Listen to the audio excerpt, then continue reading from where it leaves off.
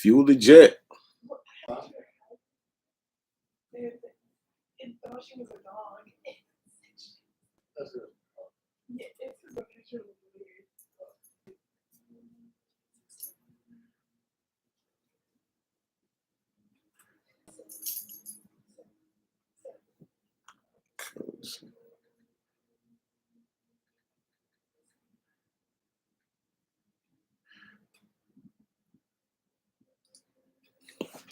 One two one two one two one two. Let's see who's here. Okay. So I think we are loud and clear. What up? I think we are loud and clear. Let me see. All right. What up, anonymous dude? 123. What's up, G? How you doing, fam? Welcome back. Can you hear us? I think you could hear us and everything like that. Let me know if you can hear the intro too. When the intro came on, it's kind of confusing the way it does it because we can't actually hear it, even though the file is playing and everything like that. So, yep, he is. What's up, Leonard Mickle? What's up? What's good, fam? All right.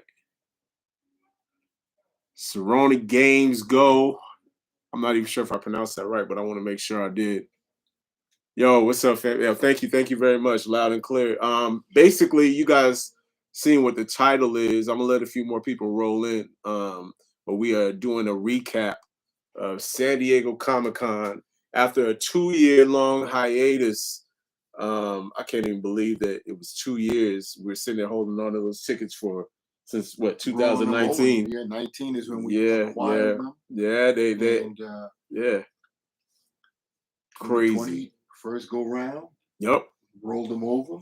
I knew that wasn't going to happen in 2020 though. I knew that. That was no way possible. Any of y'all get a chance to go? Anybody out there? I mean, I would feel bad if we was there and then we didn't get a chance to say what's up real quick. Talk to y'all. Amazing, yo, anonymous dude 123. These are amazing toy times we're in. You're absolutely right. I don't think 8-year-old, 10-year-old Reggie could imagine what we'd be looking at right now as far as the articulation, paint, sculpts, all kinds of stuff. And now face prints too. Face prints. Face prints are on comic or cartoon based figures now. Yep. I mean, they look so real. Yo, I'm definitely doing the selfie series. I don't know about that. I didn't get a chance to really check it out at the Hasbro booth this year, but definitely doing the selfie series. I gotta, you know what I'm saying? I might do a figure with me smiling. I don't know. If you guys are going in on the selfie series, let me know too. Don't go to SDCC. Look like so much. So you didn't go, anonymous dude 123, man. Hey, you gotta go at least once in your lifetime. You gotta make it out there. You gotta make that a trip.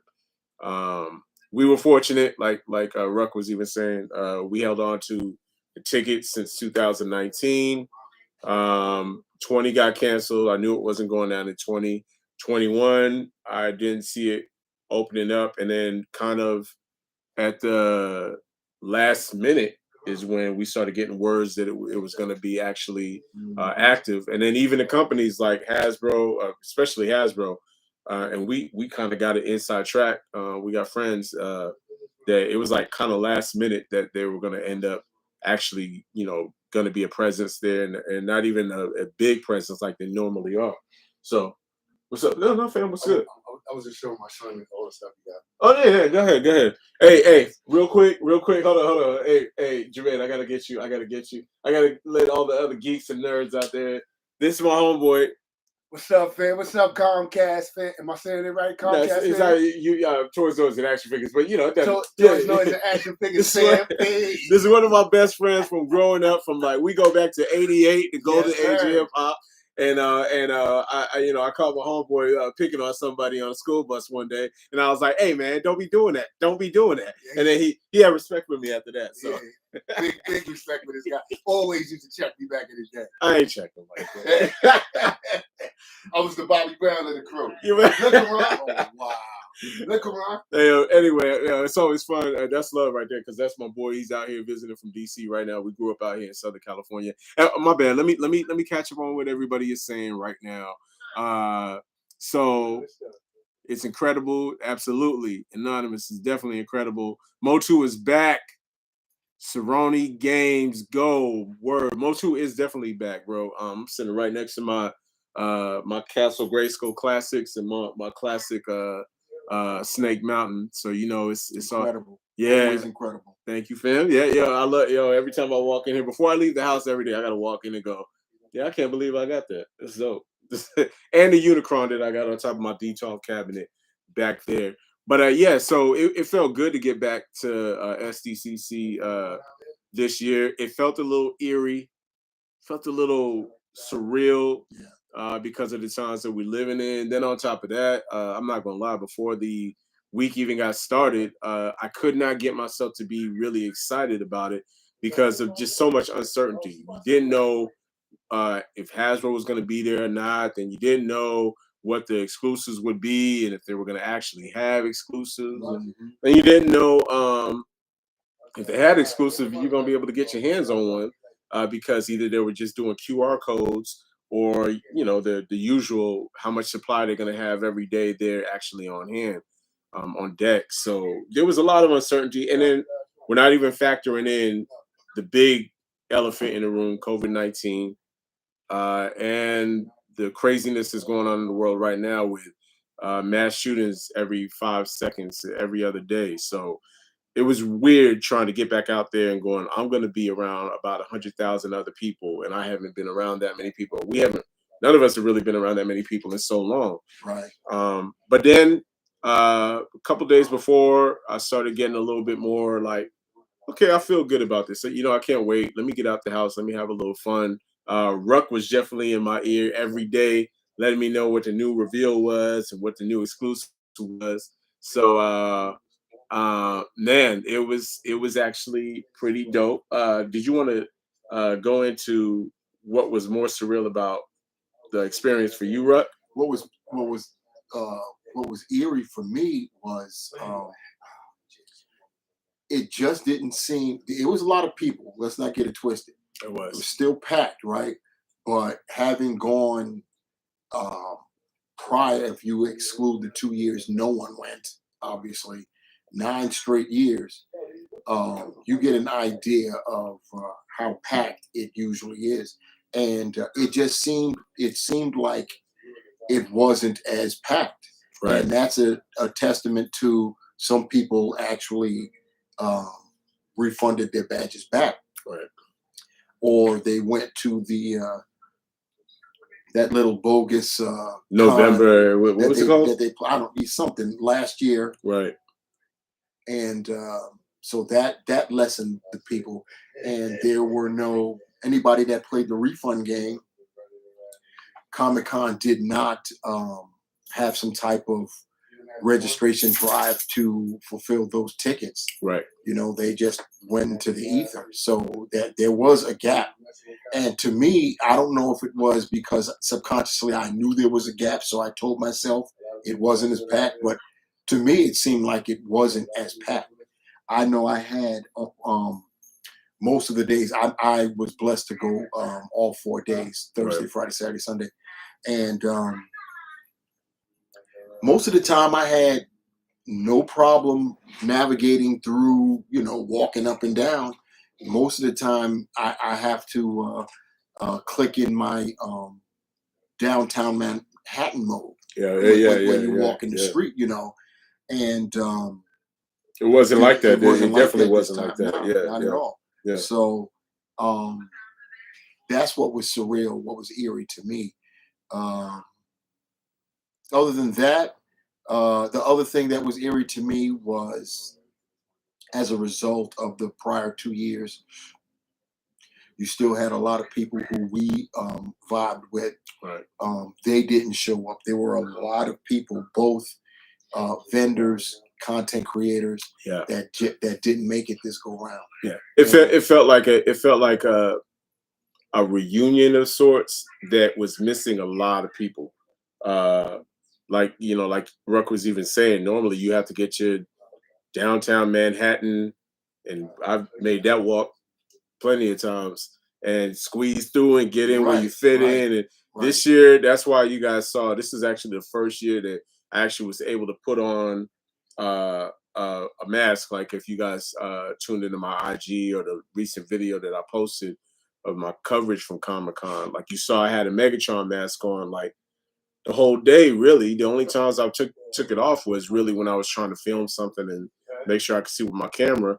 But in the past, when I've tried that, I tried it with my Black Series Darth Vader helmet. I've worn an Optimus Prime helmet in the past, and you can't walk through that crowd with a helmet on without getting bumped and knocked around. And this year was no problem. So so it was kind of a blessing. I guess it was more of a gift than a curse.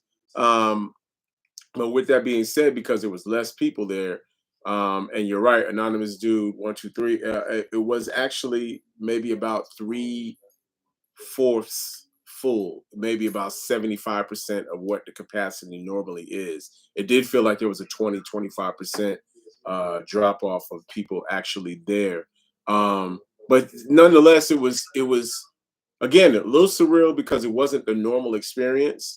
But at the same time, it was more the camaraderie of meeting up with people. Big shout out to Chartemis Prime, what up, and his wife Charlie the One. Hey, it was great hanging out with them on Had Sunday. a great time. Yeah, Had a also great time. Pixel Dan, it was dope getting a chance to bump into him again. These are guys that I've been bumping into at different conventions, whether it be Comic Con or back in the day, BotCon. Uh, I got as far back as like 2009. I think is when I met Charlita One and Chartemis Prime. Pixel Dan, I met him years ago, 2010 or 11, maybe at a Comic Con for the first time. But it was just dope running into these people again, and like some of you guys watch us on YouTube here, and you start to really make a connection with people because this community is so tight knit. As far as people that support each other, it's not like the rest of the world where the people hate on each other and things like that or whatever. The only people that we agree that we pretty much hate is scalpers. Uh, and that should tell you something when the list is that short of people that you could possibly hate in this community. I mean, with that being said, I definitely want to reflect on how, for me, the day one, and for you, day one was Thursday. No premiere night, no preview night for either of us. Right. Except you went down there to pick I up. went. Yeah, I was down there preview night to pick up my badge, and that was a surprising experience. You know, I go to pick up my badge, and the line is incredibly long. So I'm already discouraged because the line was crazy long. But then they started letting us in to go upstairs to get our badges, and from the time they started letting us in to the time I not only got my badge but my bag, my guide, and my lanyard for the badge, it was barely 10 minutes. That's how quick it went down. So Which is not normal. That was unbelievable. Which is not So, normal. Yeah. So that was crazy. Then there was also the COVID protocols when you did get down there Right. every day. On Thursday, I initially got there, and there was a long line out on the other side of the tracks over by the convention center. And luckily, I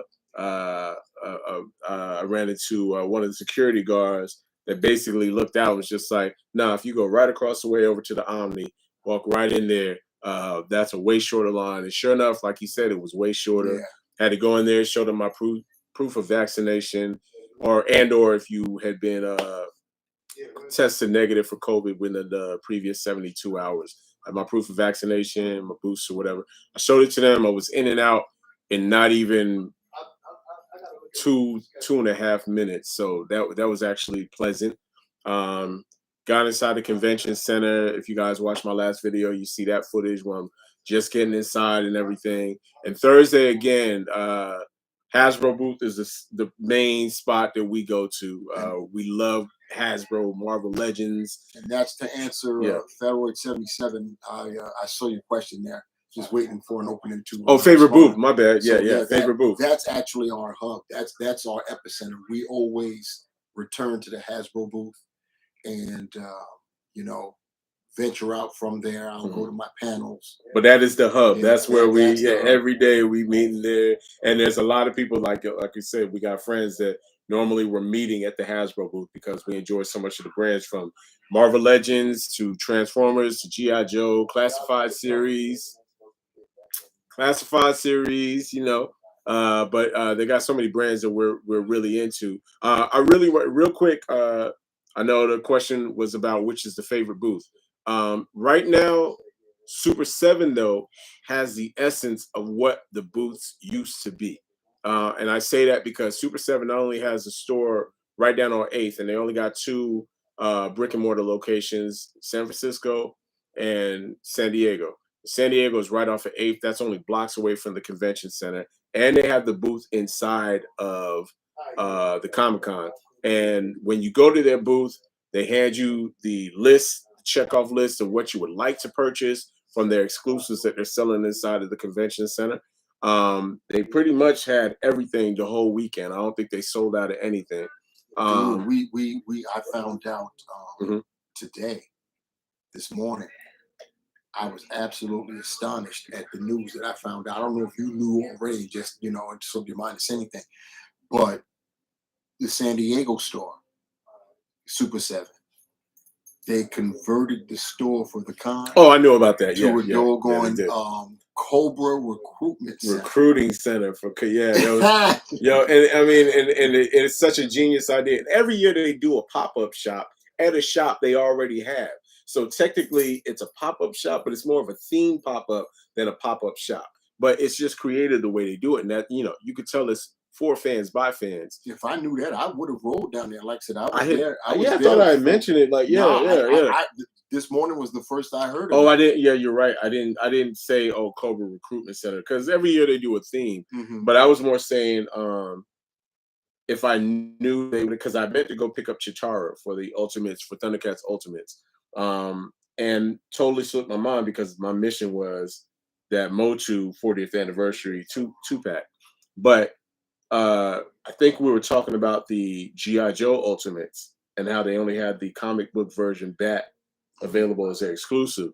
But I was saying, like, I had meant to go down to 8th and just go check out the shop, and didn't realize you didn't know about that. Yeah, I didn't know about that. Yeah, that definitely should have been a stop that we could have made. Yeah. I saw a review this morning of that comic version bat too.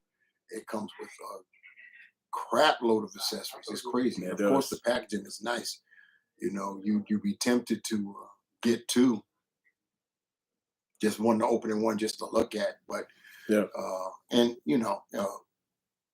for me, if I would just go ahead and do it. What did we think of Dr. Mindbender? That's from Derek. Oh yeah, I see Derek. Yeah, what up, Derek? Hey, what up, D? How you doing, fam? I hope everything is well with you. God bless you. The figure is awesome. You're talking about Mindbender, right? Yeah, Dr. Mindbender. When they first of all they announced it, so you're going to be excited even before you catch a glimpse of the figure itself. Yeah.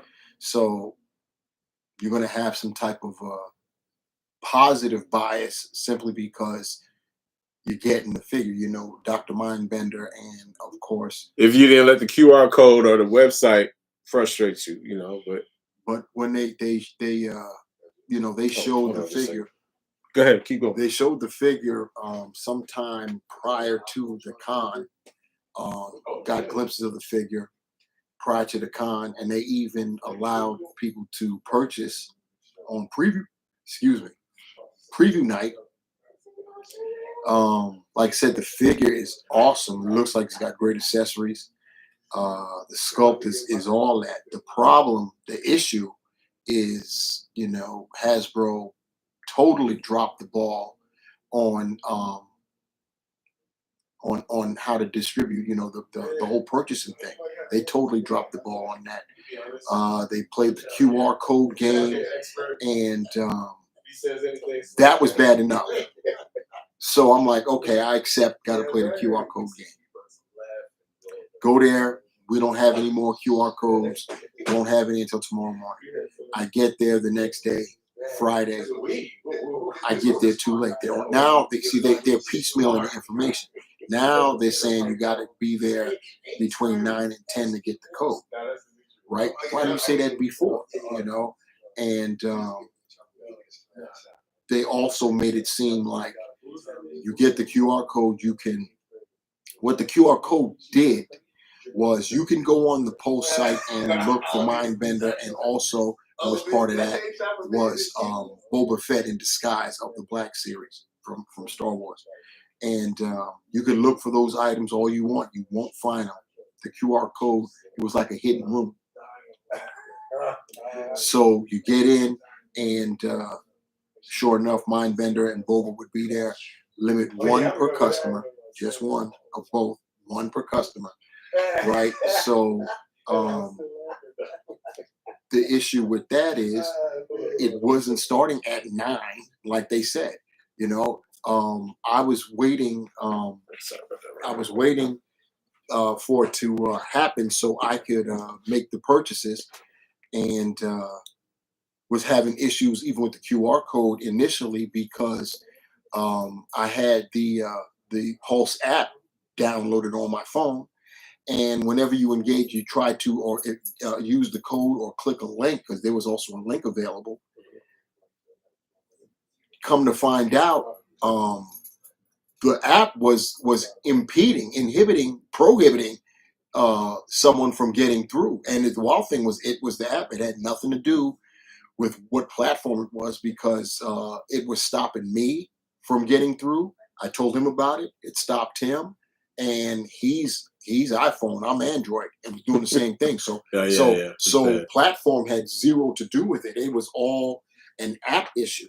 So there was that caveat. I figured it out before Mindbender sold out in time, and I was like, what if it's, every time I click on it, it took me to the app. It didn't take me to my browser. And I knew that because Pulse in my browser appears white, whereas the app is this dark blue. Yeah.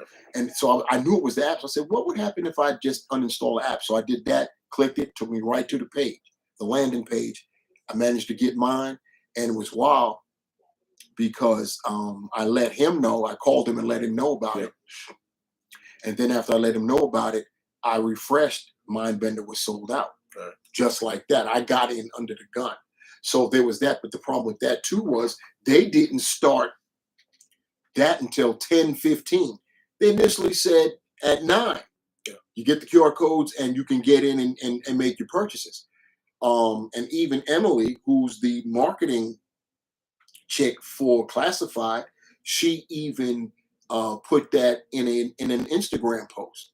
Those were the instructions, and she said that's how it goes down every day for the duration of the con. But you know what? I'll say first of all, my thoughts on Dr. Mindbender. Before I even get into that, man, the love y'all are showing, man, I really appreciate it. Anonymous Dude 123. I got to say, I was going through a tough time a few years back. Toys, Noise, and Action Figures, Red Cheney. That energy and that vibe helped me get through it. First of all, everybody, we all go through things, and I appreciate you even saying that because people think that I guess when your world revolves around toys and collectibles and comics or whatever, that apparently you don't have no problems. Now, everybody has problems. For us, it's the opposite. It's not that our world revolves around that. It's that is an escape for us and everything like that. Escapism is what that is. And it's something that brings us back to a time period in our lives. For the most part, it's probably the ages of between 7 and 10 years old, and where you don't know a lot of the troubles of the world. You don't even know what your parents are really going through. You just know them from a child's eyes. But it takes us back to that, and even in my own personal life right now with certain things going on, this has been a comfort for me. And I've been through some things over the years in life, and every time I think back to it, even as a recording artist, where you think music will help me escape, for me, music wasn't the escape necessarily.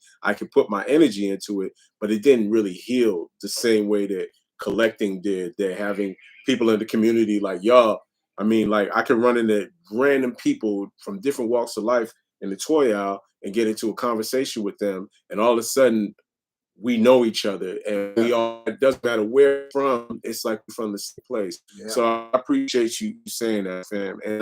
And also the big ups on Rubio the Cocker Spaniel. Reg, your Transformer song is so underrated. Hey, I appreciate that, man. And I got my little hat on tonight too, so I'm feeling what you're saying. But as far as let me go back on Dr. Mindbender real quick. Before you get on, I gotta get on board Rubio right there. Mm-hmm. My man, he's still with his Unicron. He's still looking. Whoa, hold on. It's still hold on. Rubio, you know what said I haven't transformed my Unicron yet. It's still in planning mode. Ah, fam. Come on. Hey, that's one annually. One. Okay, so I can full transparency. Mine is staying in robot mode. Like that was the one thing when I was growing up that I was just like, damn, they waited to the end of the movie. I get it, but we only got Unicron for not even 10 minutes really in robot mode. Mine stays in robot mode. And you're being tortured right now because Unicron is right behind me. You see that DTOF behind me? You notice that the camera is right there at the very top of the DTOF. Yeah. Well, on top of the DTOF is Unicron. So that's the trophy of trophies. Can't tilt the camera so you can see him, but trust and believe. I mean, he's got end-to-end awesomeness going on. He's got Unicron back there. Mm-hmm. He's got Snake Mountain right here. Snake Mountain, Castle Grayskull down there. Yep. Snake, and everything's out of frame. And my boy Spider-Man right here he's holding it down right there in the back, and you know what I'm saying. So at least I got him in the frame right now, man. But hey, Derek, thank you for that co-sign right there. Rubio, what you doing? Transform them once. I'm telling you, you gotta, set aside about an hour and just transform them one time, just so you can see how big it is. Thank you, bro. That's all he's gonna need is to transform him one time, because once he's in robot mode, Woobs will not go back. You're not gonna go back, especially two reasons why you won't go back. Yeah. The obvious one is awesomeness. Yeah, it's dope. Once he's in robot mode and you just see it all there. Yeah. There's no going back. Yeah. B, what it takes to get him into robot mode, transforming him. Yeah. I'm not going to sit here and it's not hard, but it is daunting. Yeah. It's daunting. Yeah. There's a lot to him. Yeah. So if you watch the unboxing video when I got Unicron, it took us, that was an event just from getting it from the front door up here, transforming it, doing the review. We started at like 3 p.m. We didn't finish till like after 10 p.m. So I hope people actually appreciated that video. That was the hardest work I probably had to do on one of the videos. But real quick, I want to share a couple thoughts on the Mindbender. So yeah, I was disappointed. That was the one thing that ties into one of the rant things. I love Comic-Con. I love Comic-Con this year. And I got some really good news to talk about if you haven't watched my last video. But the one thing that it felt like, especially on Thursday, was, okay, we go to Hasbro booth because we like going to Hasbro booth, we like the products. But I felt like as if, if you were back when you were a kid and you go trick-or-treating and you go door to door, but instead of you getting candy, you get a coupon or a QR code to send away for some candy that may get to you in October or December. Like it wasn't Comic-Con in that I'm going to be walking around with a bag full of goodies that I got from the different booths and the hunt is real. Like Comic-Con is like the Olympics of toy hunting. And it's like, okay, you're every day going to Target, going to Walmart, whatever the case may be. Yeah, that's toy hunting. Don't get me wrong. It's frustrating. You still have to deal with bots online, whoop-de-whoop, whatever. But Comic-Con is the Olympics. It's where all of the best toy hunters are going to show up. And you either got to get in Hasbro line, get in Mattel line, get a ticket to get in line, whatever the case may be. So this was different. And that when we left, we were sore because I ain't going to lie. I'm old. I don't know about some of y'all out there, but I'm old. But we're walking around, you're sore from walking around. You're sore from maybe holding your backpack that you brought camera equipment in or whatever. But you're not sore from like actually holding the Comic-Con bag full of goodies from Hasbro, from Mattel, from all the other spots or whatever. So it was that was another surreal thing for me too, is that I didn't get the fulfillment that I normally get. And I had to, and Ruck was there 4 days. I was there for 2 days from Thursday, and then I had Sunday. And so when I went back Sunday, I'd already resolved to say, hey, I'm going to try for the Motu 2-pack He-Man versus Skeletor again. I'll try for that again. But fortunately, I was already able to get that online like Friday morning. And that was, we're going to get into that. That was crazy if y'all haven't heard about that. But I went back going, I want to go to Comic-Con and actually leave with something. But if I don't, no problem. I'm going to meet up with my homeboy Ruck, with Shardamus and his wife. And there's still a community. My brother and my nephew went down there. Shout out to MC Grady. He's the guy that actually shot the Toys, Noise, and Action Figures video and directed it and everything like that. That's my little brother. He shot that. And then my nephew was there. And it felt like a family affair just being around people.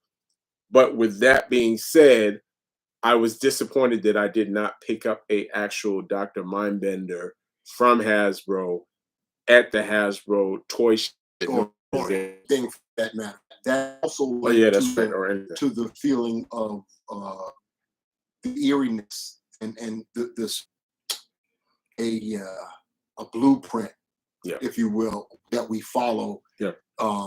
It's based on if we get all 4 days, and it's all worked out so that even if you don't get all 4 days, this is how it goes down. And it goes down like this. Thursday is purchase day. That's the day you buy. That is hunt day. Know, everything that you know you want, you get it Thursday. Because at these cons, there's no guarantee it'll be there tomorrow. And and all tomorrow is Friday, day 2. Right. And trust and believe, there have been many occasions where these companies, for whatever reason, miscalculated how much product they should bring and will sell out on day 1. Yeah. And in a lot of cases, unfortunately, sold out for the show. Yeah. For the entire Comic-Con. A lot of companies, they learned from that, and they'll sell out because they can only bring but so much with them. Right, because it costs them to actually get it there. Right, so they'll sell out for the day, but they'll get resupplied, replenished the next day, and they'll say, come back tomorrow, or it'll say sold out for show. Yeah. If depending on the company and depending on the quantities and that's the worst sign that you can see, when they actually put that black piece of tape over whatever it is that you want to get, and it's sold out for the show. Like when you walk up on the booth and you see that, that's like such a letdown. Yep. And there have been a few years where they'll put that tape sold out for show, and it'll be late Friday, early Saturday. And I'll find myself still walking back to that booth, whatever booth it is, to see. Nah, it's capped. They found a secret stash. That's the hunter. They found a secret stash, and they're gonna put it up. Yeah. And then go back Sunday the next day. So they was just saving it because they know the Sunday goers, they don't get a chance. But you know when the only time that feeling feels good is when you see that sign and you're like, I got that on Thursday. I'm good. Yeah. That's the only time. That's the only time it actually feels good. But and we've been burned a few years where, especially Hasbro, it's our favorite. Shout out! What up? Shardamus, what up, fam? Man, that's my guy right there. Hey, if you guys don't know, I know there's a lot of fans that aren't. There's actually a lot of supporters that are on here right now that are fans of Shardamus, but he has some things coming down the pipeline that I wish I could talk about. But stay tuned and make sure and support. That's a good guy right there. What up, fam? What he say? What up, fam? Yo, Charlita and I had a great time hanging out with you guys. But yeah, first Comic-Con, I left without any new Marvel Legends coming home with me. Weird is okay. So I said surreal. Yeah, weird is the word that I should have been thinking about. But it was weird. I'm like, it's very weird. How do you and getting some lost Marvel Legend from the vendor end doesn't count. You know what I'm saying? Because and I'm even going to say, because we did the same thing everybody does. We rolled down there to see if anything that would have sold out currently, whatever year it is, or in this year, I know I was down there seeing if any of the product that hasn't been released yet found its way some kind of way Right. into the vendors' hands. You know, any of the 60th Oh yeah, that's anniversary right. You're right. Yeah, there Spider-Man was. Yeah, stuff. yeah, Trying to see if that was there. We yeah, rolled down there to see if that was there. yeah. Uh, um, In the past, it's survival of the fittest. Like as soon as it sold out, not even as soon, while it's still selling at the Hasbro toy shop, it would be right down on the other end of the exhibit hall and resale alley, and yeah, they've got it for three times, three four times, times as whatever much. it is, One whatever. year, Yeah, one yeah. year I got the first order, Stormtrooper, and just full transparency, I'm not the biggest Star Wars fan, but I've got so much Star Wars stuff because it's so easy to get Star Wars stuff, it seems like. But I got the first order Stormtrooper, and I remember we were in the Hasbro toy shop line discussing it, and I was just like, yeah, let me mark it off on the list. I'll go ahead and get that. And it costs $26. We walked right down to the other end of Resale Alley, the exhibit hall, and it was selling for Yeah, $120. yeah, yeah, you know, crazy like that, and you know, they double down. They stand on their square and maintain that price. People won't buy it. It'll be Sunday. It'll still be that $120 crazy absurd price. Yeah. You know, and then swoop it in at the end before 5 o'clock, because that's when Comic Con ends on Sunday at 5 p.m. Pacific Standard Time. Somebody ends up getting it, and if they don't, you know, where they'll go back to where they came from. They're representing themselves at the con, but they have a business wherever they came from, Right. and they'll just sell it there. You know, Yeah. I wouldn't be surprised if some of them are Frankensons. You know, and Yeah. because Actually, I seen one of the guys at Resale Alley actually has a shop up in Frankenstein's. He's you know, actually somebody I purchased from before, but he was trying to get his booth rent paid for at Comic Con because I saw some of the prices he had going, and it's not normally what he would charge at Frankenstein's. And you know, well, hold on. So Rubio's saying that he got the cool Optimus Prime Ghostbusters masterpiece from Comic Con a few years ago. Oh, yo, and you know what? I actually missed out on that. I had a pretty good plug on getting one of those, and I what didn't. was it again? It was the Ghostbusters masterpiece Optimus Prime based on MP10, but it was like Optimus Prime decked out to be the same colors. It was like all white. The trailer, it looked like the kind of like the Ecto one, came with like an exclusive Slimer, and Uh-huh. but even the package, the special edition packaging, looked like a proton pack. So hey, we'll be hold on to that too, because I knew immediately it went up in prices. We like to call it the toy stock market. So hold on to that. Get back into your before you Oh get yeah, on another path.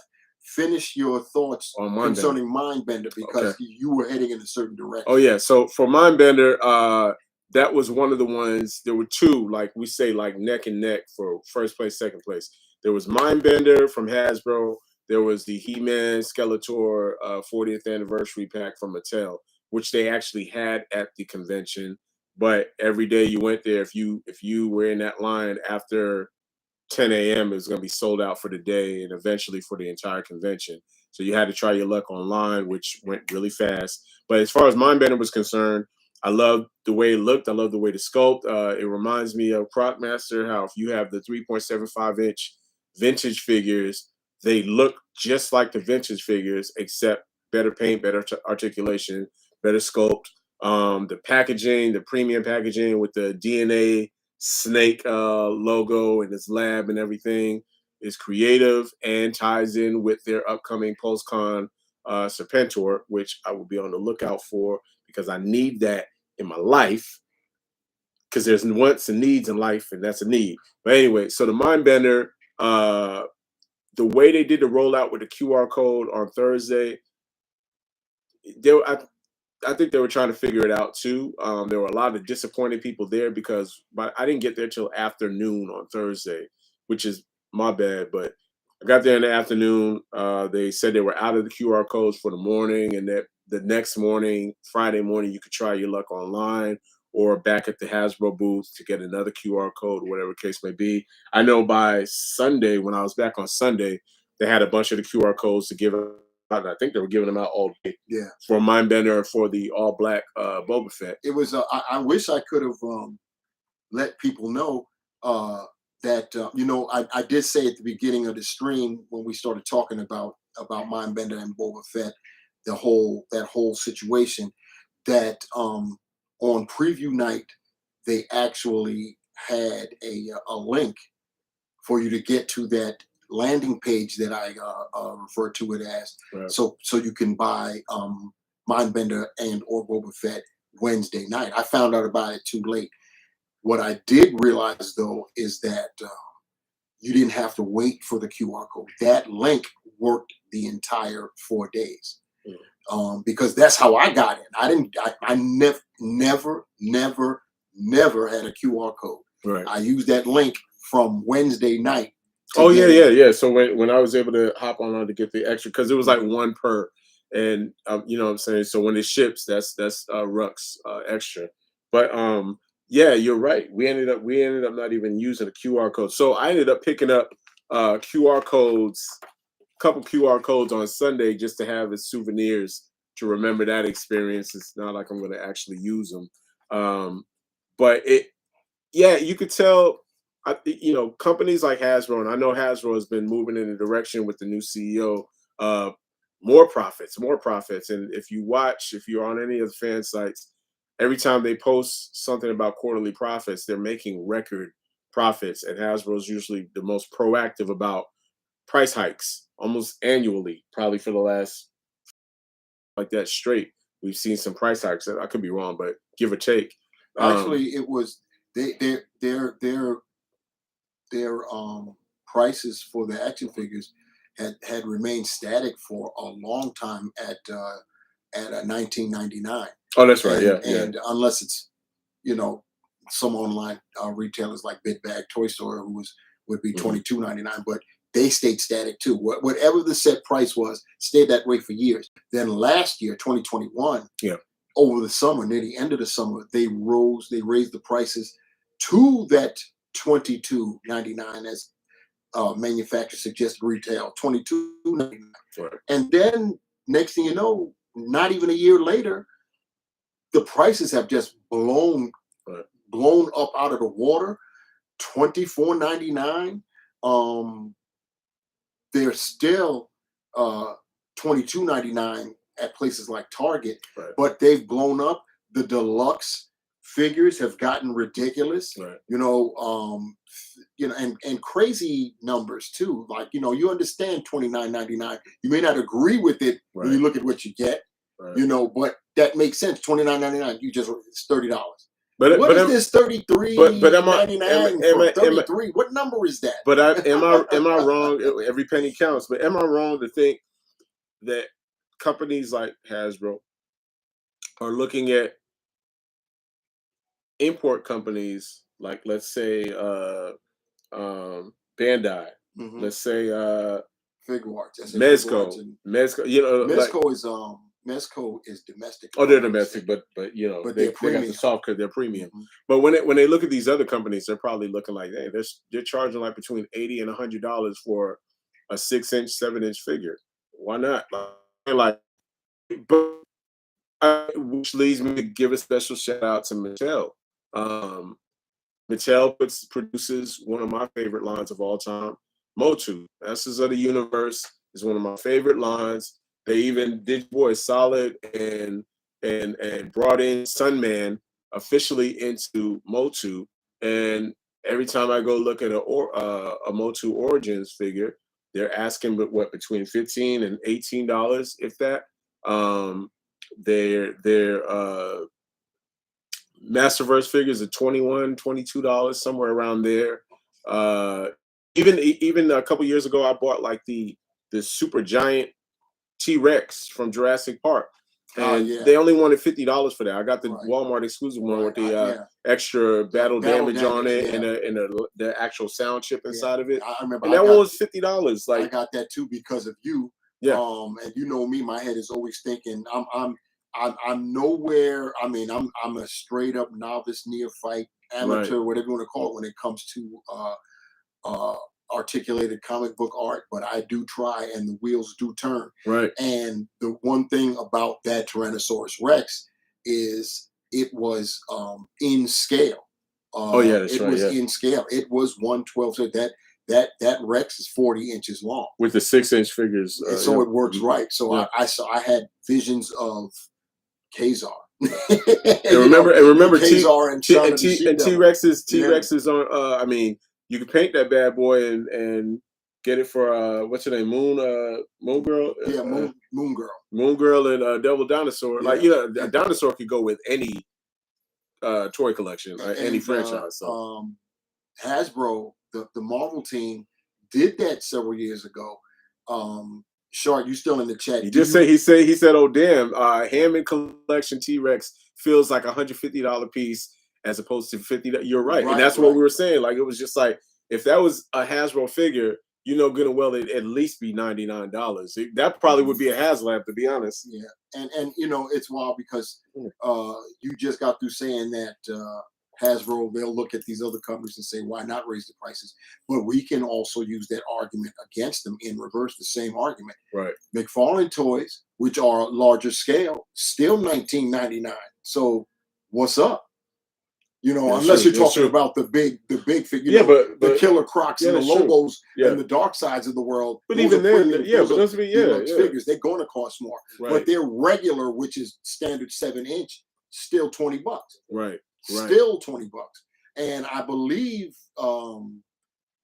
I think that Mr. McFarlane himself actually spoke about that. So whatever argument can be levied in one direction can be used in the other direction too. The bottom line is they raise the prices because they can. We're going to bitch, whine, moan, groan, and complain, but all the while we'll still have our wallets out within reason. Not everybody can do that, and that's unfortunate if they're starting to get priced out of their hobby. I don't want that for anybody.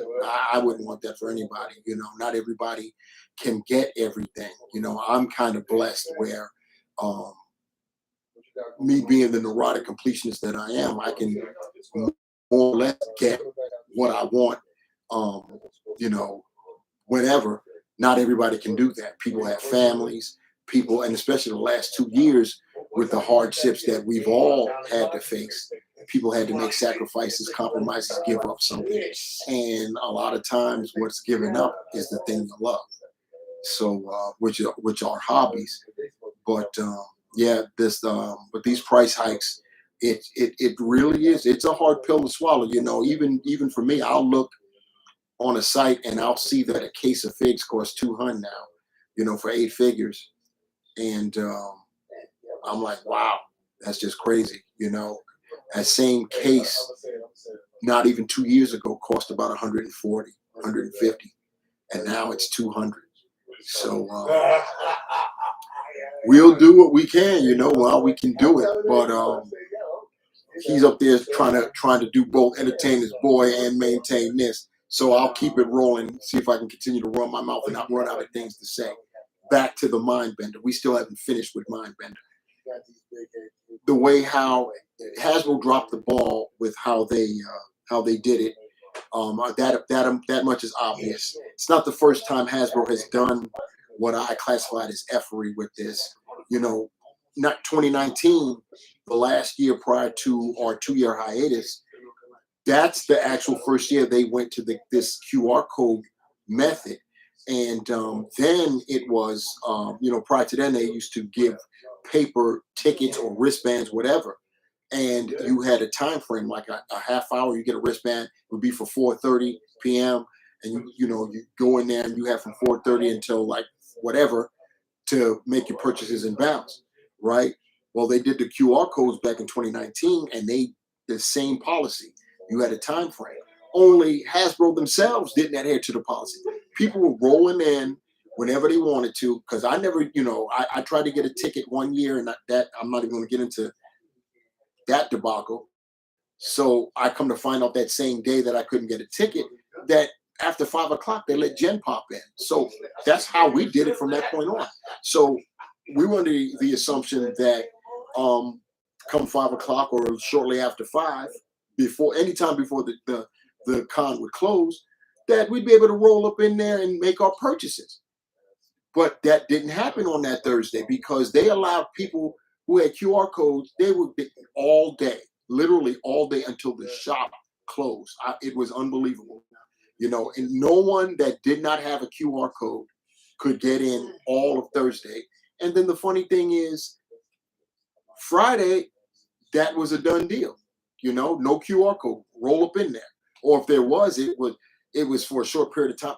Whatever it was, all I know is I was able to go into the shop the next day to make purchases. I was pissed off though because that was the year of the Retro Series Hulk was there, one of their exclusives, and what else was that Netflix Defenders Subway set, and I remember telling Tony, who was part of the design team back then. He still works for Hasbro, but he's no longer with Marvel. I told him, I said, yeah, can't get in. And you watch. I bet you tomorrow, I'm going to get here early. I bet you that Hulk will be sold out. And damn if it wasn't. I got there the next day about 10:30, 11 o'clock. Hulk was sold out for the show. Friday, Hulk was sold out for the show. I was heated. Went back, told Tony he was standing there with Ryan. It was the first time I had an interaction with Ryan, right? And told him, I said, what did I tell you yesterday? And he had to think about it because, they talk to all kinds of people. Then it dawned on him. He said, no. I said, what did I say? And what else did I say? I said, that doggone Defender said it's still up there and it's not going to sell out. I'm making that prediction now, right? I said, ain't nobody checking for that. They checking for the Hulks. Came with, well, not you all, but the Pulse people came with the wrong quantities, right? Walked away. I was heated. Ryan rolled up on me and gave me a Hulk in the box and everything like that. I was like, wow. So, I felt blessed for that. And sure enough, my prediction rang true. Those Defender box sets never ran out. Never ran out. Nobody was checking for that. People, you have your faction of the MCU. Now don't let them. We comic-based collectors. We've taken a big hit over the last 5 or 6 years. Our waves have been greatly impacted by the infiltration, if you will, of the MCU, and it had gotten. If Charlotte is still in the chat, he knows this. He can attest to this. We started out getting 1 or 2 MCU figures, movie figures, whatever you want to call them, in a wave. Then the next thing you know, half the wave was MCU figures, or nearly half. Depends. Waves could be 6, 7. There's only been, in recent mind, 1 8-figure wave, and that was the X-Men wave. The X-Men wave that had it was the Juggernaut wave. Juggernaut wave had 8 figures. So you bought a case, there were no doubles. It's the only time that I can recall that's happened. Any of y'all know of another one? Check me in the comments. But that's the only time I recall a wave actually having 8 figures. And I think I'd lost my train of thought. What was I talking about? I was talking about the debacle at that con. So yeah, that worked out for me. Can't front on that. But that was 2019. Talking about the QR codes. That was the first time the QR, they used the QR codes, and it didn't work then. And it was a crap show, a crap fest this go round too, because they would say that you could purchase at 9, and then you'd be there refreshing, thinking that you missed it, because you know how it is. We've all had those issues with bots where something would go up. I'm talking to you, Target. Something would go up. You'd be there on the landing page just before it's supposed to go up, and you just keep refreshing. You keep refreshing. Then the time comes, whether it's 9, whatever the time is, you refresh, sold out. How the hell you sell out? I refreshed not even 15 seconds ago. So we all have that fear that could happen to us. And when that was happening last week at the con, I'm refreshing, and the first thing that went through my mind was we got ganked by the bots because nothing was happening, right? So it turned out that wasn't the case at all. What it was, they dropped the ball on the time. They did not start selling at the prescribed time, which was 9 a.m. They didn't. They started selling at 10:15 a.m. that day. So, I mean, an hour and 15 minutes more, they stressed out a lot of people. They really did. And then also, once again, with that whole Hasbro Pulse app situation, that was jacking people because if you had the app installed on your phone, it was impeding you from getting to that landing page. I let them know when I got there what had happened. I spoke to Emily, once again, the head of the marketing team for Classified Series. She directed me to that info booth, so I told a couple people that were there what had happened, and that they need to advise people that if they're having trouble getting to the landing page, it's most likely because of the app.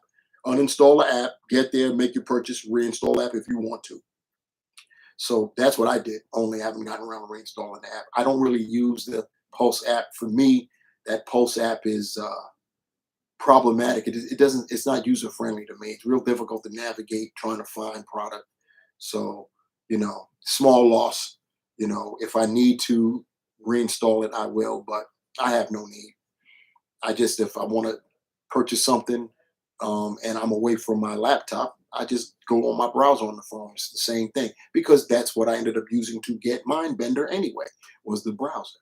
So yeah, then they you guys probably know this. They put Mindbender up yesterday, Friday, again. That was a debacle because, I mean, a lot of us knew it was going up, but not everyone knew when. A lot of us, like I knew it was going up on Friday, but not everybody did. And how you got to that was kind of messed up too, because the first hour was for Prime members, of which I'm one, but I don't count because I already got mine, one per customer. One thing Hasbro is good for, I'll give them props and also cuss them out at the same time, because the props I'll give them is when they say whatever the limit is per customer, they stick to it. They've got some type of algorithm that it's locked to your account. It knows that you've already reached your max limit. So I couldn't get another one, and yes, I tried. I couldn't get another Dr. Mindbender. So that's good. It is good because that means that the love can get spread around. So yes, I did try to get another one, but having said that, it was for the better. It was for the best. Somebody got the one that I tried to get, and was somebody more than likely that does not have one at all. So I ain't mad at Hasbro, but still, it's like you a-holes kept me from doing. But that's great because there are other companies that do the same thing, but they don't have that algorithm. Walmart is one. Walmart will have a limit, and but the way their limit is, you can only, whatever the limit is, they say you can only order one. Like what they did at their collector con last year, you can only order one. Cool, you order one, but you can go right back in and order another one. It's not one per customer, it's one per order or whatever the number is. So that's kind of stupid, but it's all good because that's when I ordered my retro carded 6-inch scale GI Joe stuff, the classified on the retro cards, because I thought it was stupid that you could only get one, period, whether it's per order, per customer, whatever. When it comes to card back items, if you can afford it, you're getting two, one to open and one to keep on display, right? So still ended up getting the two, but you just had to. I ended up getting two per, and it took as many orders to get two per. You can't get away with that with Target or with Hasbro Pulse. So my apologies. And my friend, he's in there, town visiting from DC, got ready to And go. So. he's not talking about this friend right here. Oh, this is my other friend right here, Simon Mack. What up, boy? All right, so what did I miss? I started. I carried on about Mindbender, and that went on to the whole thing concerning the QR codes. Oh yeah, yeah. And I was talking. I started rambling about how this wasn't the first year that Hasbro played a QR code game. They actually played it in 2019, and it was a crap show, crap fest back then too. They can't get that. Trying to do it all kinds of special. It just isn't working. Right. So we end up being frustrated. The fortunate thing is, despite our frustration, we still managed to get what we're looking for. So that's the bottom. At the end of the day, as long as I get what I'm trying to get. So in terms of Mindbender, and the effery, I'd like to continue on about that effery because it's tied to Mindbender as well, and that is. I think all of you that are into classified, into G.I. Joe, period, can attest that Dr. Mindbender and Serpentor, who was revealed on Saturday, on Saturday, that was the G.I. Joe panel, revealed on Saturday. Those were the two most highly demanded figures all year, which means what? The vast majority of G.I. Joe classified collectors / fans, that's what they wanted. So why are both figures exclusives? Limited, you know what I'm saying? Inquiring minds want to know. And once again, I want you guys to know this isn't Ruck complaining because he missed out. I got mine. Okay. Well, Serpentor won't know about getting that until the end of September, beginning of October. But as far as Mindbender goes, I got mine. So it's not a matter of, sour grapes because I missed out. It's messed up. It's wrong. And, if you only wait to speak on something that's wrong or messed up when it's wrong for you, right? That it doesn't carry as much weight. Wrong is wrong because it could have happened to me, and it may have happened to some of you guys out there. I hope it didn't, but it could have happened. So I don't understand it. You've got the two most highly demanded characters as exclusives, and we're talking about Hasbro Pulse exclusives. Hasbro Pulse, notorious for selling out. But yet you'll pay $50. They want people to pay $50 for. Well, you see, that's just it though, and I was getting to that when I was talking about the Prime membership, and then of course I veered off in another direction. About that with the Mindbender Prime member day, what happened was the first hour was devoted to the Prime members, and then at 11 a.m.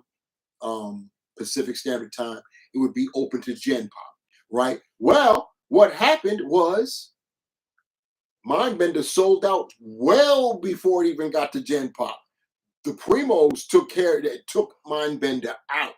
So no one from Gen Pop got a Mindbender yesterday at all. And that's sad that but that's what and of course they complained about that and was angry about that, but I can't really be mad at that part because guess what? That's the advantage of paying that $50 for a year to be able to be first, because you'd be able to get it. Once again, I didn't get one yesterday. I already had one, and they're very strict and they adhere to that, whatever the limit is per customer. But for those that didn't get one for the con and they were premium members and they managed to get theirs, that's what that $50 get you, and the free shipping. So, if you're an avid collector, that $50 in terms of free shipping pays for itself, because the shipping is going to be like $7 minimum for whatever you get. So times that, all you got to do is buy something 5 times. Right. and there you go, 6 times technically, to get it to where it technically pays for itself. I mean, there's definitely benefits, and there's something that I've actually considered leading up to Hasbro PulseCon. I know I was just sharing with Ruck last week in order to make sure that there were no hiccups to me ordering the He-Man versus Skeletor 2-pack on Friday morning on the 22nd. I went ahead and did a small purchase on MattelCreations.com, and I actually purchased they kind of have a premium kind of membership thing where it's like $9.99 or $10, something like that. And one type of membership is the Barbie one. It's themed after Barbie, and then there's one that's themed after Hot Wheels. So I guess one for the girls and the guys, whatever, or vice versa, whatever. But I actually ended up purchasing that so that I could save my card information, my address, and everything like that on MattelCreations.com. Then the next morning, at 9 a.m. That was Pacific time, that the 40th anniversary Skeletor He-Man went up for pre-order technically because it's not going to ship until October unless you got one at the convention, which I didn't. But yeah, I went ahead and purchased it that morning. It was not easy. It was rough going. I don't know if you guys got a chance to check out Mega J on YouTube, his channel, where he actually was live trying to order one, and he was going through the stress. I saw that. I went through. He's, oh my god! Oh my god! Oh my god! He was a shout out to Mega J though. I enjoyed watching him. He's a passionate collector. Yeah, he was passionate. He's something else. But he was going through what I was going through, and literally like at 9 a.m. exactly, I refreshed the page right before it hit 9 a.m. and then immediately you see that it goes to sold out at 9 a.m. Then I was like, what the heck? And I got ready to text Ruck, and Ruck was already going through his own thing trying to get my vendor on Pulse. So he was like, can't talk right now, can't talk right now. Yeah, I cut him off. Yeah, cut me off. And I was like, I get it, the struggle is real. So now, and then I'm still on Mattel Creations. And then all of a sudden the page just refreshed on its own. I didn't refresh it. Then it showed that it was like I could order it. And then I clicked order, and then it had me go through a bunch of security hoops. It had me get a text message. It had me do, it was just, and then when I was ready to go to payment window, then it has you sitting there waiting in line in your virtual line. And I was in line. It was 2 minutes. It was the longest 2 minutes of my life. And then once the screen came up for my payment information was already locked in. I just hit pay or whatever, and it finally went through. And I was like, all right, now I could breathe again. So trust me, Mega J, I know your struggle, I know your pain, and apparently a lot of other people went through that too. But I got one, so I can't wait. Right. Shartimus, that's right. Gen Pop, yeah, general population. Yep. Yeah. Yep. So I stole because we all locked in. I stole a term from it's really a prison term. You know what I'm saying? They call the where everybody is at Gen Pop, but that's what it is if you're not a prime member of something. And my man Leonard Mickle. Yeah. He said, I got to check you on something. Stalker, the twins, they are here. Are they? They're here. They're not in stores, but they're here. Wait, yeah, because we were there. Yeah, you're right. G.I. Joe was giving them away. They were giving them away. I was next to that his tank, and somebody, I didn't even know they were giving them away. I was at the his tank, and this cat was talking to Lenny, and I'm looking at him, and he's got a number 45, and I was like, he ain't up to 45 yet. So I looked, and it was one of the twins. Yep. So wait. Whoa. Speaking of giveaway, stop. Stop. Excellent segue. I saw one of you guys asked what was the dopest pickup from San Diego Comic-Con this year. Shartimus, you already know what my answer is gonna be. You already know. Ruck already knows. If you saw my last video, you already know what my answer is going to be.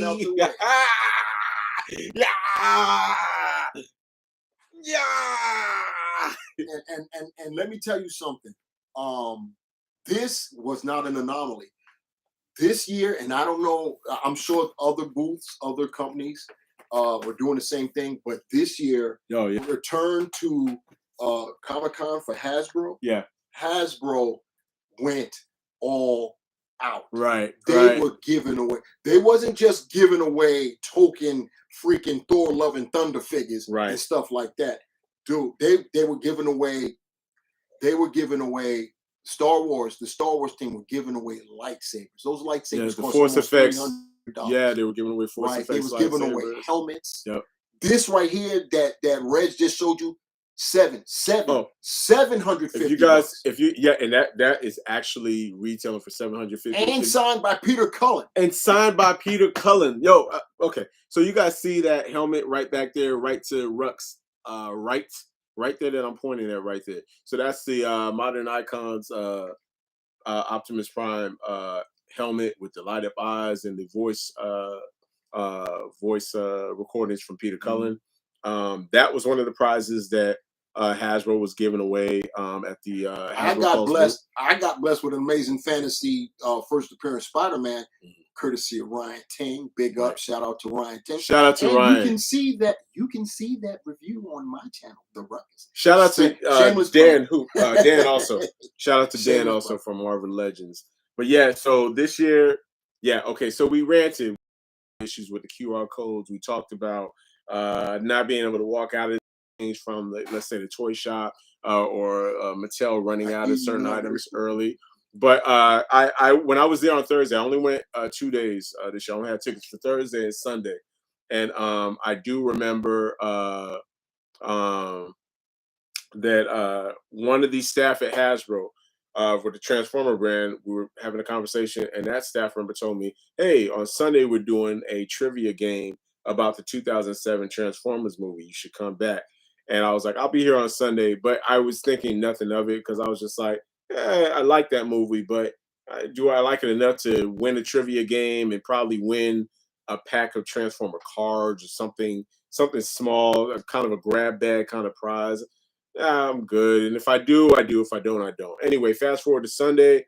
We're at the booth again. The same staff member say, hey, we're gonna do the trivia. It's coming up at whatever time, 10:30 or whatever time it was supposed to start.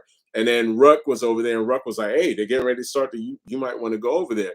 And he had just participated in the Marvel Legends trivia game where they were giving away great prizes again.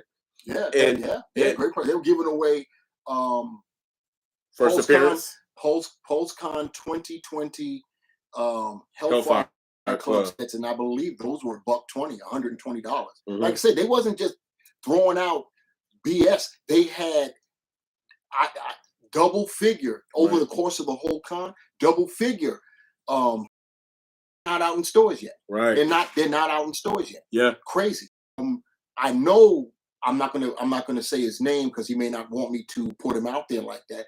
But a content creator we know, they hooked him up with the Renew Your Vows 2-pack. Oh yeah, he's got that. You know, they went. They were giving out some real ones. Yeah, I went to the Star Wars panel.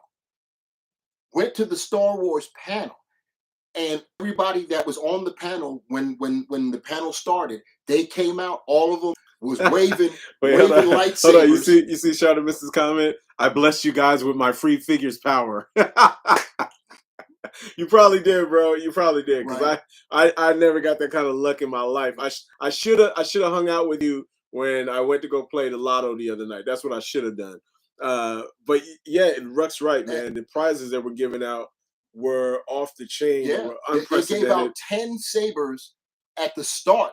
They didn't say a word at the Star Wars panel. They gave out 10 lightsabers.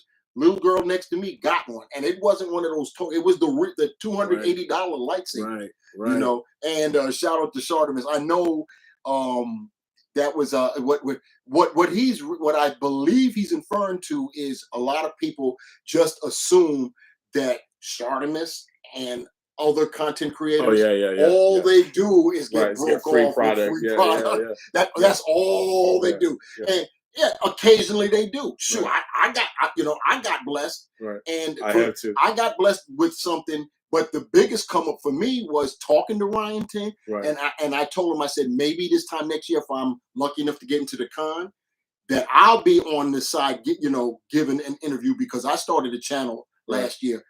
And The Rukkus. he immediately went and subscribed to the channel, and we're going to be checking for you next year. So that was my biggest come up, and the Spidey was the cherry on the top for me. So they went all out. It returned to Comic-Con. Hasbro hit Comic-Con with body shots, with straight body shots. We'll complain about their distribution, some of their choices, their decision making.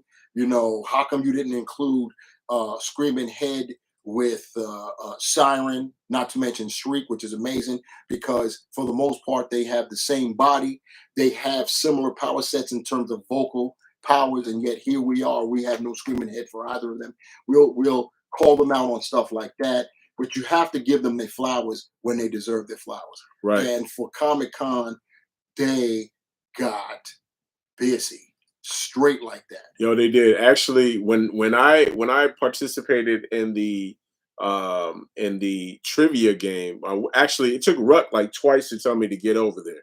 And then when I got over to the stage area where the trivia game was going, and I had my Modern Icons Megatron helmet on, and I think that probably helped me get on stage. But I could not see, my peripheral was not happening because that mask was just it's so detailed that you're not putting that mask on so you can have great vision. But when I got up to the stage, I really hadn't looked to see what the prizes were on the table. But I do remember at one point kind of looking up and then looking over to my right to see who my competition was. And the competition couldn't have been no more than, the oldest was probably 18, 19 years old, if that, I'm guessing. The next one probably looked like 14, 15. Then the next one was like 9. And I looked at the lady, one of the Transformers, and I was just like, these are kids. I mean, this isn't even fair. I mean, and I work with kids. I love kids. So when I looked at that point, when I'm talking to her, I glanced at the table because I lifted my mask to look. I glanced at the table and I saw the Modern Icons Optimus Prime. And I said, hey, that got to be like first prize. If I win that, I'm giving that to the 9-year-old. Not if I win, but when I win, I'm giving that to the 9-year-old. And then I saw this bad boy. And then I thought, you know what? I don't like 9-year-olds anyway. That's an odd number. I don't like them. And then they also said that each by Peter Cullen, which is my dream as a Transformer collector. I've always wanted to have something signed by Peter Cullen, whether it be my inbox Optimus Prime from 1984, whether it be my Modern Icons helmet, or I've got so much Optimus Prime stuff. My MP44. If I could get MP44 signed by Peter Cullen, but definitely the G1 in the box 1984 Prime, if I can get that signed. But to one up and get even better and actually get a Robeson Optimus Prime, the self-transforming $750 one. When I saw that thing on the table, I was like, nothing's going to get in the way of me winning this thing. Every competitive fiber in my body just lit up. And I was just like, I got to get these answers right. And there was a couple times where my brain was moving so fast and the answers were right there, that when I did answer, like, what's Sam Witwicky's middle name? Obviously, it's James. My homeboy's name is James. I've seen the movie a million times. I've just been doxxed, but it's okay. I know it's James. And I know it's Samuel James Witwicky, descendant of Archibald Witwicky, and I know that line from the movie. And I rang the bell, drew a blank, but I was already 2 up on answers. I already had like 2 answers. At one point, they asked what date the movie was actually released here in the States. I answered July 4th, 2007. I said 7/4/07. That's why you only got 99% of the questions. Now, mind you, I showed Ruck the proof. Mind you, all the promotional material I think I got from Comic-Con back in 2007 or BotCon. It was, anyway, I have a refrigerator magnet, and all the promotional material prior to the movie coming out in 2007 was supposed to be July 4th, 2007. But instead, they released it July 3rd of 2007. If you Google it right now, you'll see it. Right. Anyway, that Thursday night, whatever, how they used to, right?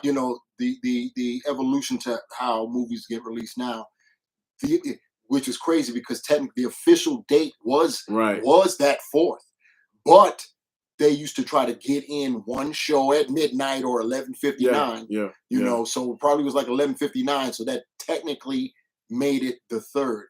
And that's what got you your 99%. Right. And see, his mind was racing too fast. I, on the other hand, I actually went on a trivia panel and lost miserably, not because I didn't know it. Nah. It was because your technique, your hand technique. I lost. Hands behind your back. I lost because I'm old and slow. Those kids had me. And that technically no. The reason I knew you knew all the answers. The reason I lost is because the panel before they did trivia. And it was just totally, you had to be off the top of the dome. The Marvel Legends panel actually had the answers on the board. I wasn't looking at the board. I was down thinking about my answer. And the kids they was hitting the buzzers so hard that the buzzers were shooting across the table. And I lost, but here's the caveat. I knew every single question. You did, yeah. I even answered a couple in the audience. So I was like, oh man, but yeah, so when I went up there to answer the trivia questions, I couldn't believe how fast and I wasn't sure how they were going to do it, because I was like, if they have a $750 transformer up there, the modern icons is at least between 110 and 130 depending, but it's a GameStop exclusive. The other prize they had was the Optimus Prime Lego set, which is what, $100 something, maybe $150, something like that. Then the other prize was a Transformers Red series Optimus Prime, but all of them are signed by Peter Cullen.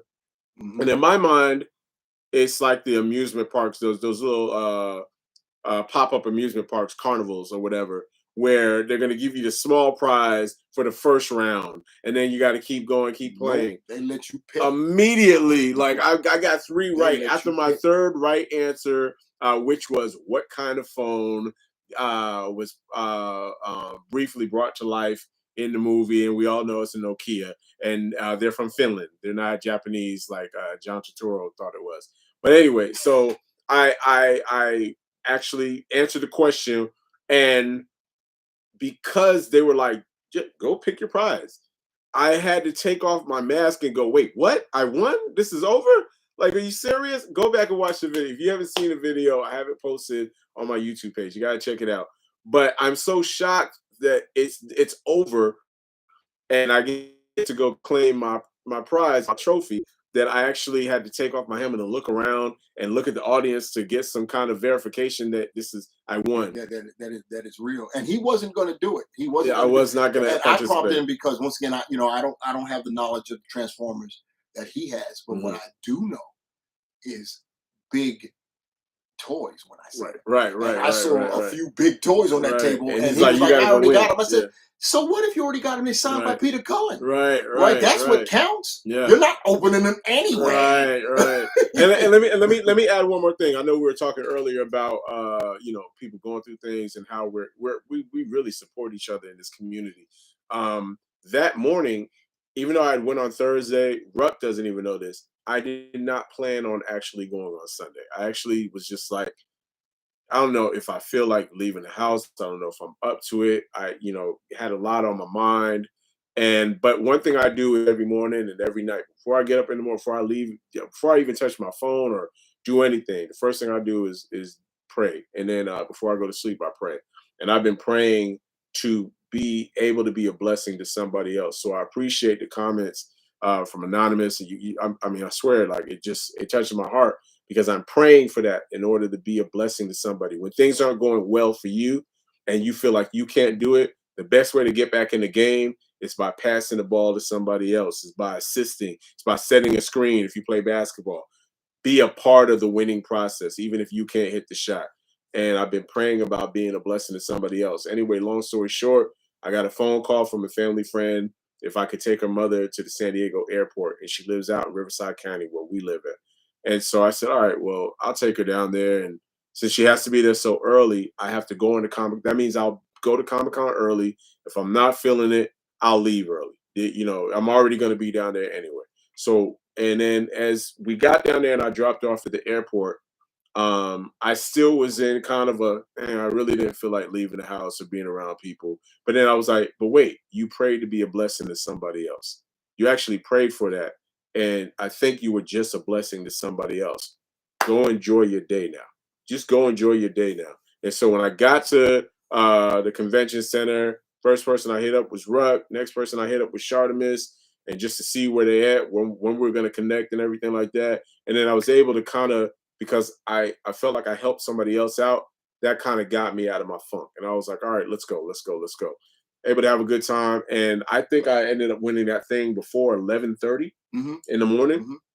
And real quick, Shartimus is the one that actually, he did a review on the Roberson Optimus Prime last year. And I remember when he texted me a picture of it, he was like, yo, I know you're going to appreciate this. And he wasn't letting the cat out the bag for anybody yet. But Sharp, when you hit me up with that picture, I didn't even text him back. I was so excited for him. I called him and he asked me, was I going to pre-order it? And I was like, no, absolutely not.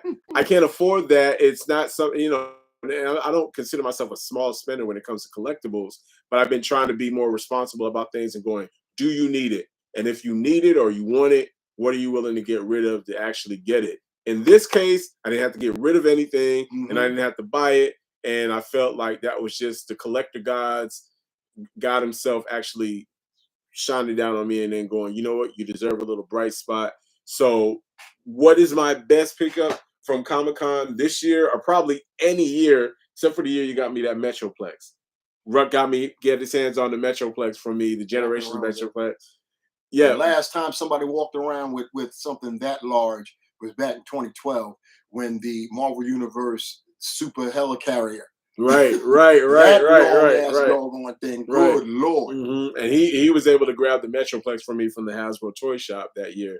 And I wasn't able to make it that day. And I knew I only had Sunday, I think, that year. So I was like, there's no way.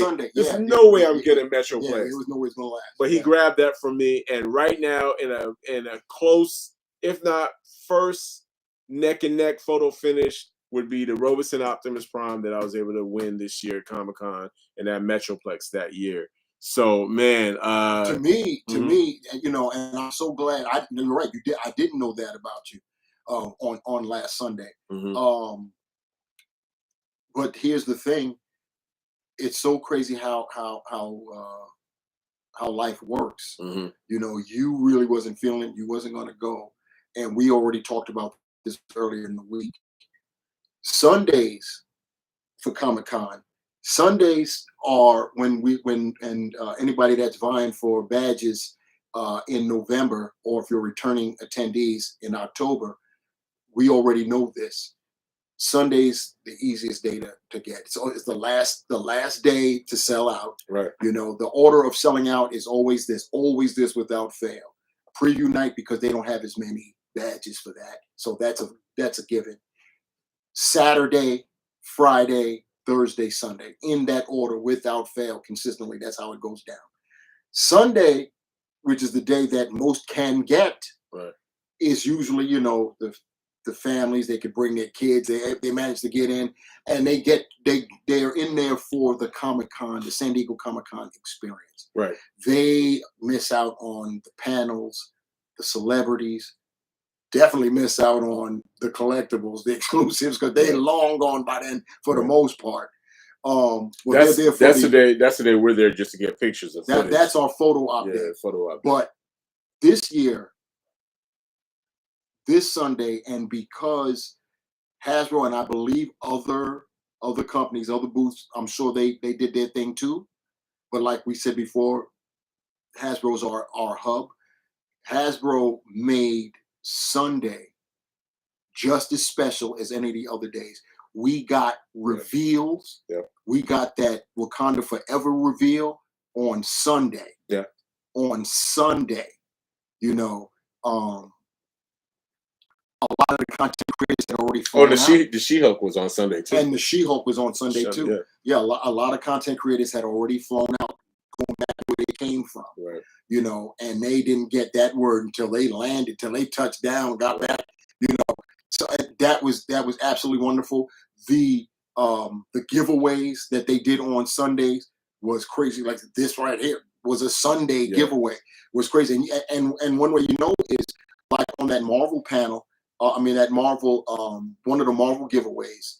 The people that were winning, they had Hellfire Clubs, and most importantly, they had Amazing Fantasy Spider-Man, and not even released yet, and they were bypassing them. Right. I'm up there hoping I get picked. Right. And they're getting bypassed. Nobody's picking them. And then one guy finally picked up a Hellfire Club, and even Ryan Ting said, "Wasn't it a kid? Was it one? No. This was that one that I was doing something else. Yeah. This is the first one that Hasbro had up for the day. Right. That's how I knew about them coming back, because Ryan told me they're going to be back. Right. And he picked up a Hellfire Club, and Ryan even said, "You're the first one. I'm surprised it lasted this long." I'm in the audience saying, "Hell yeah. Don't nobody know? That was a post-con exclusive 2 years ago, and it's worth over $100. Yeah. Everything else up there is just a regular figure, except for the Amazing Fantasy joint." Speaking of worth, I know we were discussing the amount and the scale of items that they were giving away. I think the Robeson might have been the most expensive prize. Yeah, it had to be. Yeah. I can't imagine anything else, unless Sideshow was giving away a statue. I mean, and I can't imagine anywhere else that somebody was like, "We're giving away something that costs close to or over $1,000." I don't know. Right. Because even like if one of the premium companies or import companies, Bandai or the Mezco One booth, they were giving something away. It was, what the most expensive thing that I could think that they have to give away, Mezco, would be Ghost Rider and his bike. I like what Shark said right there. He said, "Oh yeah, thanks again, Ruck, for letting me sneak in for pics and videos of the Wakanda Forever wave. For a minute, we were the only two seeing the figures." You're right. Yeah, it was going over people's heads, especially when they put out the Build-A-Figure. Once people started to gather around when the Wakanda Forever wave came out, Stop about the Build-A-Figure. Yeah. They hadn't put the Build-A-Figure out. We didn't even know they was going to put out the Build-A-Figure, right? And I did, yeah. I'm taking pictures. You saw it on the side of the box, Atuma. Yeah. And I was like, Atuma's the Build-A-Figure. And then I looked around because Sardimus had already taken his picks, right? And he had walked.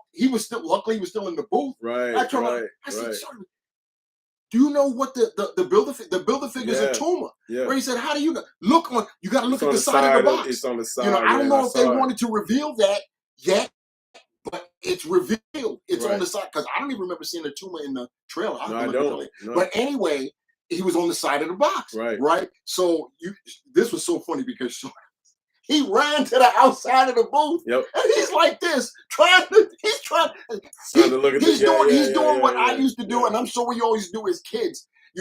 Back in the day when we were kids looking at television, and they'd be a girl and she'd be topless or nude, but they don't get to there, and you'd be at the trying to see if you can look down. Sardimus was on the other side of the booth trying to say, I said, "No, you got to come over there. The box is shaped this way. You can't see it from back there."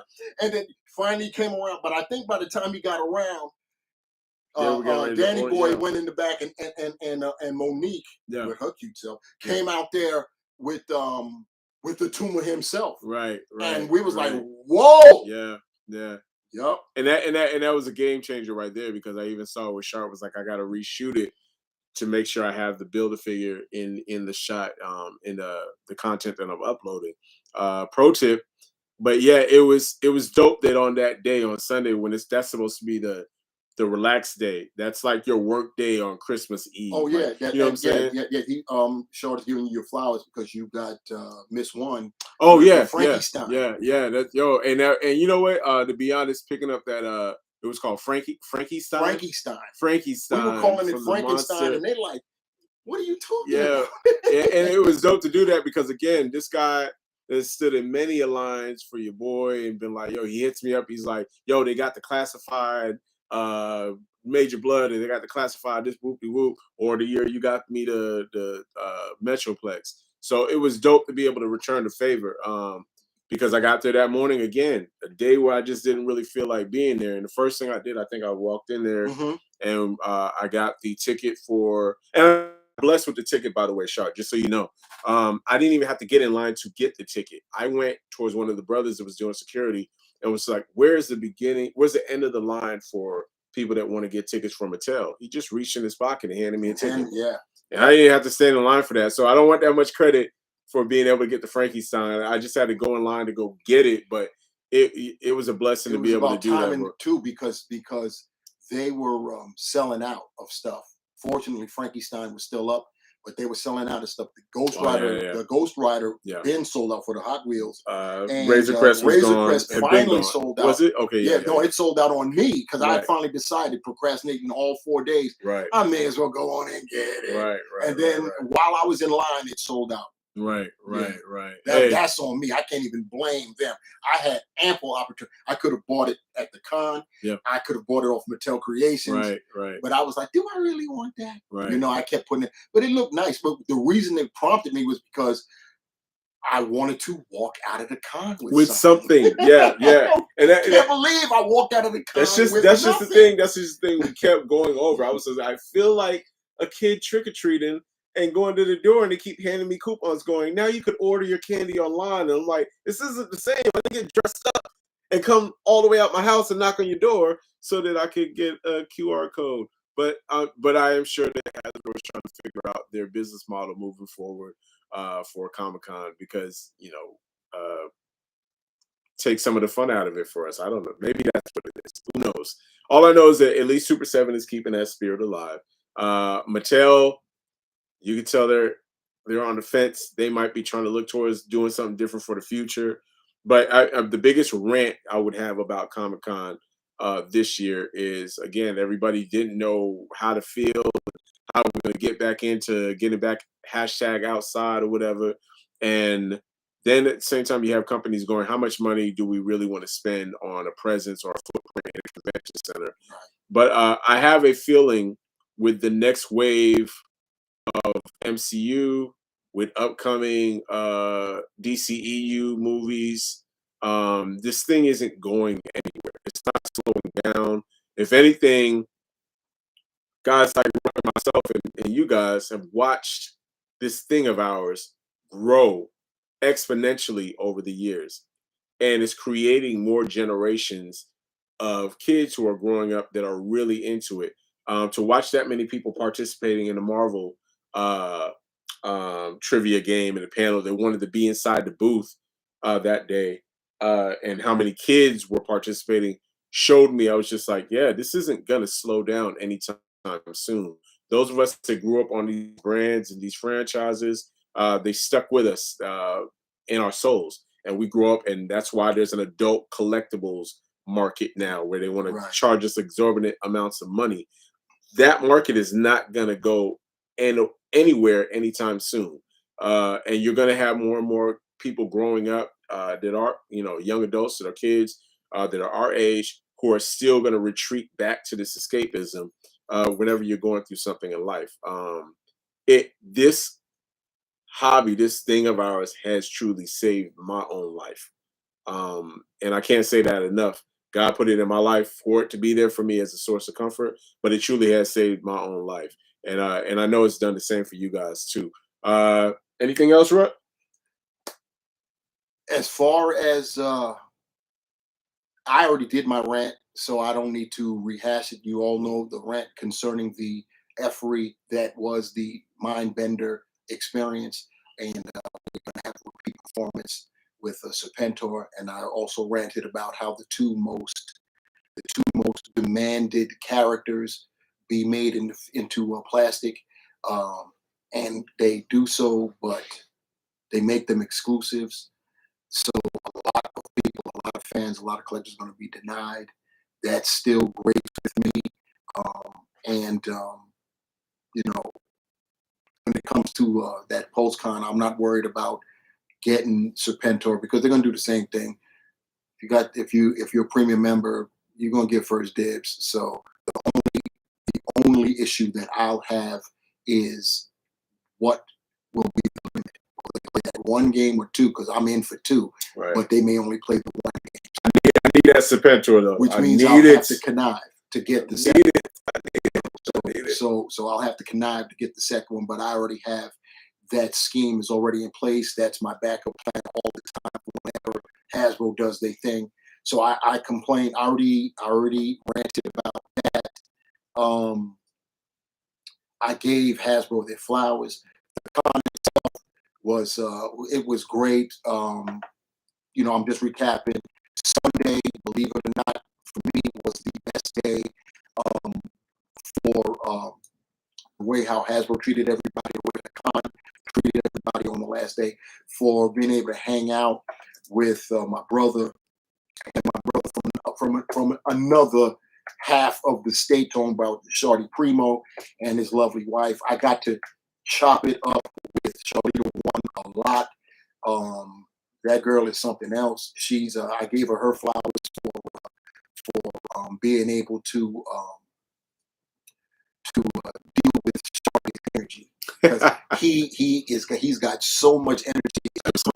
Yeah. And he just keeps going and going, and she was attesting to that. Yeah, he keeps going and going. And a good thing is I found out that Charlita One loves DJing as well.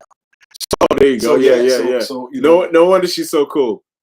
Yeah, and you were talking about that whole deal about you missing out on the name of James for whatchamacallit. I found out. Yeah, I'm not going to say that, but yeah, just keep that name in mind. Anyway, Okay. Keep that name in mind.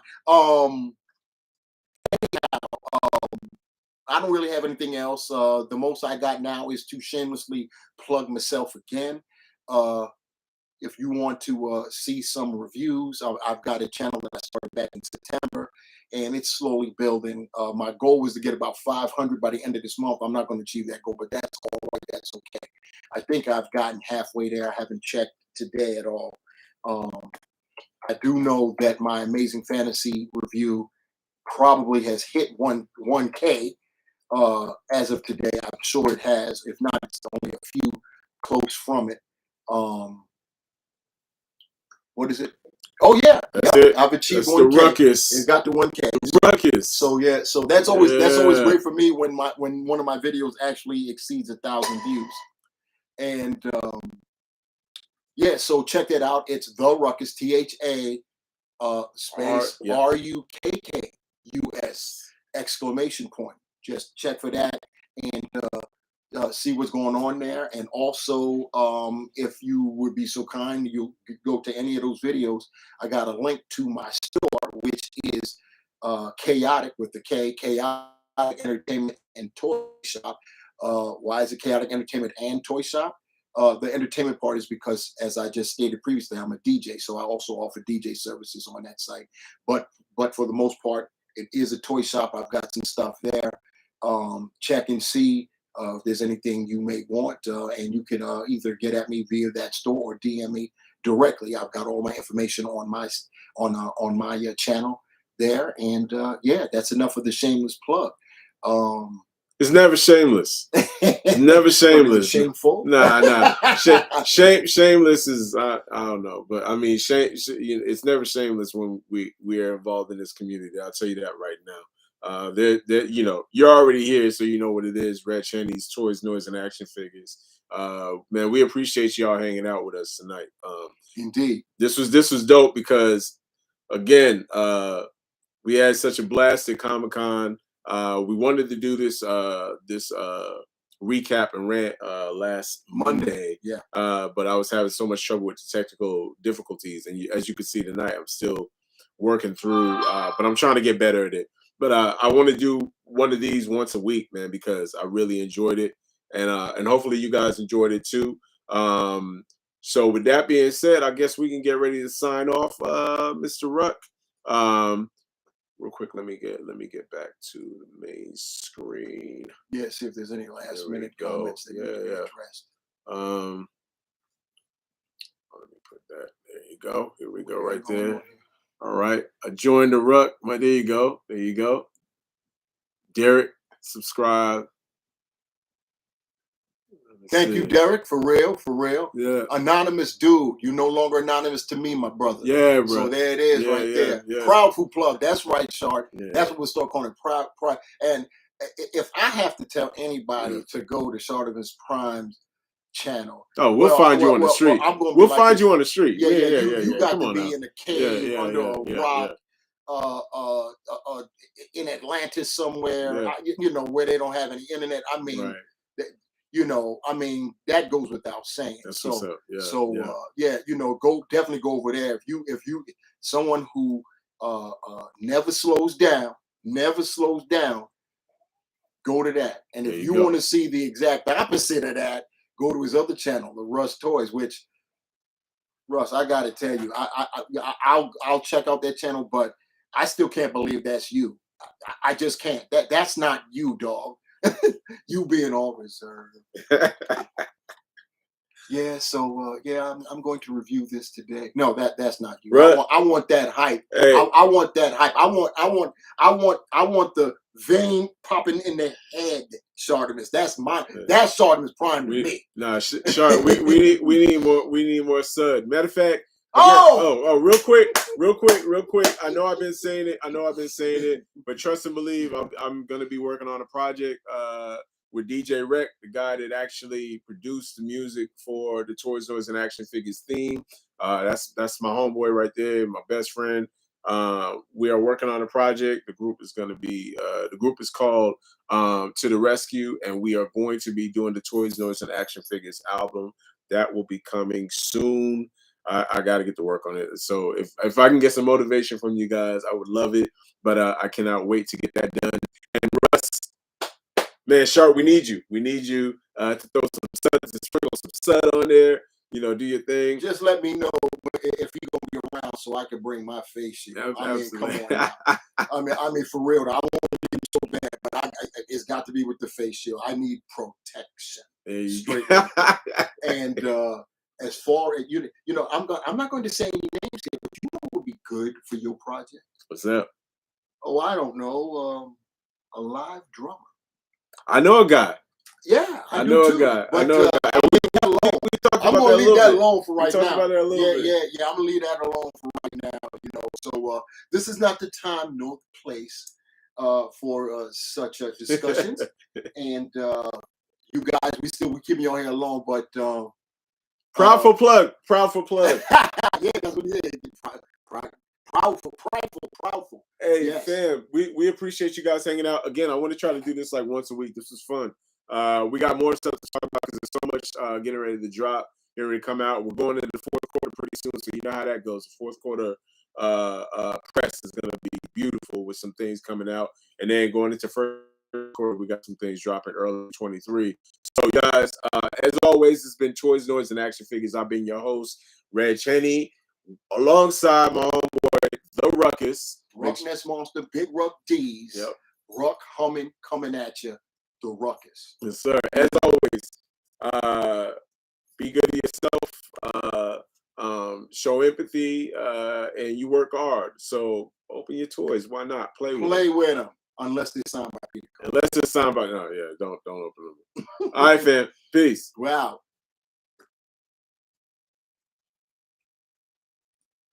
Pretty good.